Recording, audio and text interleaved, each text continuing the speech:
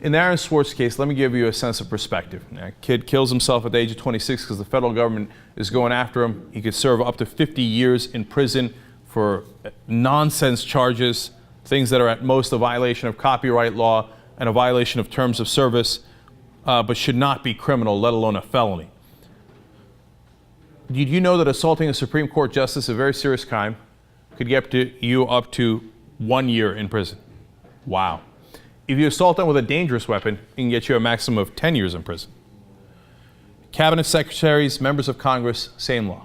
So, if you go after a Supreme Court justice or the Attorney General of the United States with a weapon, you can get up to 10 years. Aaron Swartz was facing 50 years. Now, I know it's multiple counts, but this is the trick that they always do. Oh, well, that one time that I think you were hacking in, that's a count. And the other time that was like 3.5 minutes later, that's another count, and that's another count. And we add all these together and we get 50 years. Why? We want to intimidate you, we want to bully you, we want to pressure you, we want to break you.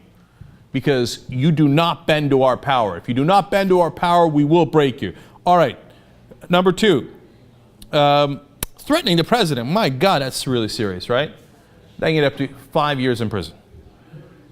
5 years in prison for threatening the president. 50 years for violating the terms of service in a contract you have with a private organization. Because it's not like they work for us. They work for the corporations, right? But in this case, it's mental because JSTOR didn't even want a criminal charges or civil charges against Aaron. All right.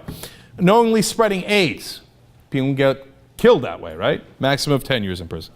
Well, come on. Selling child pornography, right? That's got to be much worse. Yeah, well, it is worse. Maximum of 20 years in prison. 50 years for Aaron Swartz, possibly. Bank robbery, 20 years.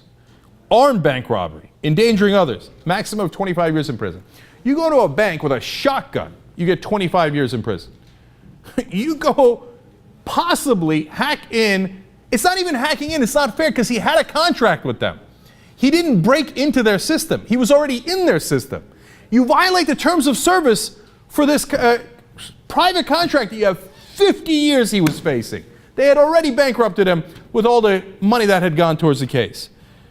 Do you know that there is a crime called selling slaves? It's true, and it happens actually. There's sex slaves that are unfortunately kidnapped, brought into sex slavery, etc. Selling slaves, just that act, maximum of 20 years in prison. Aaron Swartz facing 50 years in prison. Helping terrorists develop a nuclear weapon. Well, that's got to be more, right? Wrong. 20 years in prison.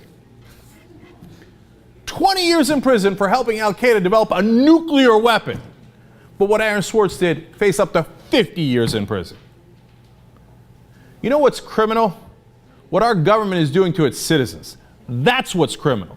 And by the way, one of the things that he was charged with was wire fraud. You know who was not charged with wire fraud? HSBC, which did wire fraud, money laundering, which the government says they did, with the largest drug cartels in the world, and with Al-Qaeda, and with Iran. For that, they faced a fine, but the prosecution, the Justice Department, that's so concerned about Aaron Swartz, came out and said, oh, I'm sorry, there's nothing we can do if we prosecuted any of those banking executives. It might endanger the bank, which might endanger the global economy.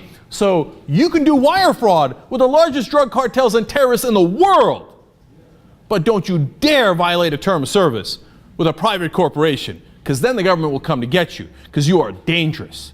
You are a danger to them because you have something they do not have.